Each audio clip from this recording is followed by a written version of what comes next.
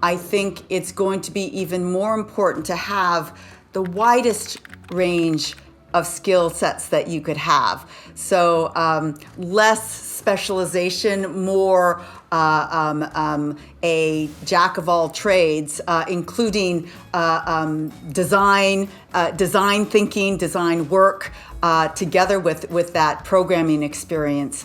So that you can jump into the new technological advances that are being made every day. You know, we're going to be so much more in virtual reality. Can you not just use it, but can you program it? I think the most important ones will be curiosity and keen-eyed observational skills. See, curiosity fuels the question why, which is an essential part of every innovation. And keen observational skills allow us not to waste our efforts reinventing the wheel. Life has already solved so many of the toughest problems that the world can possibly throw at it. So why not figure out how biology has overcome an obstacle and adapt or improve on that?